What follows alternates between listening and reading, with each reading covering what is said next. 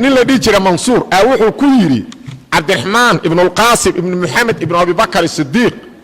iwacdi maanta markaasuu yidhi maxaan kugu wacdiyaa ma waxaan arkayaan wax kaaga sheegaa mase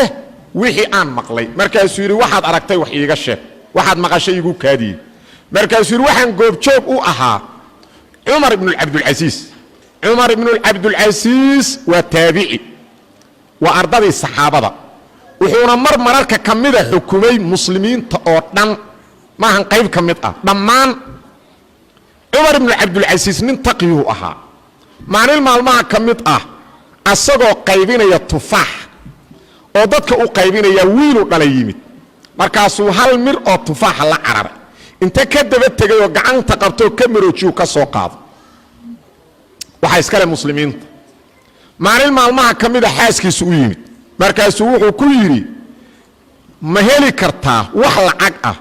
oo aad noogu soo garto cinab markaasay tiri maya markaasuu yidhi khalaas waa iska sabrayna markuu sidaas leeyahay bunuugta muslimiintu asagu xukumo dhammaan dahabaa rasaysan waxaana uu gaaray inuu yidhaahdo yaan sadaqa siiya oo qof qaata la waayey uu gaarsiisany dhaqaalaha markaas yaalla waa muslimiinta adduunka soo maray waqtiga ugu dhaqaalo badnaayeen asagaa xukuma baarlamaan la xisaabtamayaa ma jiro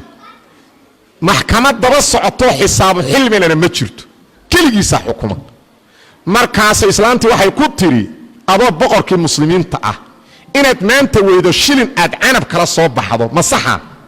markaasuu ku yidhi maanta canab iyo qudaar waa ka sabri karaa laakiin jaxiimo silsiladaheeda kuma dulqaadan karo aakhiro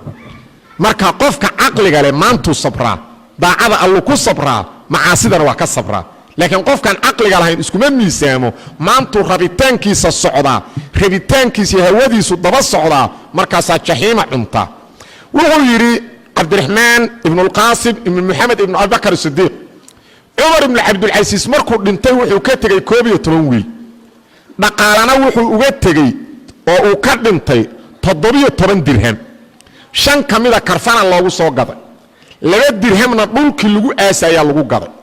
2 diinaar 10 diinaara u soo harto loo dhaxlay 11 wiil mid walbaaba 19 dirham u helay waa dhaqaale aad u yar oo aan ay dhici karto bil xataa inaysan ku filnayn sidaasuu ahaa wuxuu yidhi sidoo kale waxaa ahaa cumar ibnu cabdilcasiis qaraabana la ahaa hishaam ibnu cabdilmelik oo boqor ahaa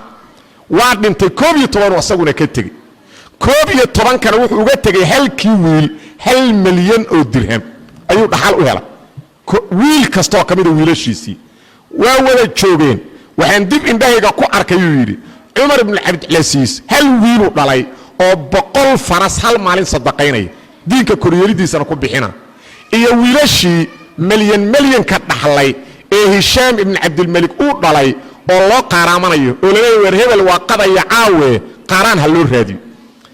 ilmahaaga xaaraan looga tagaa nolol uma ahan waa dab adna waa naar wax ilmahaaga aad sahay uga dhigto adna aad saadataa waa la kacabsi weeye waxaan leeyahay marka walaalayaal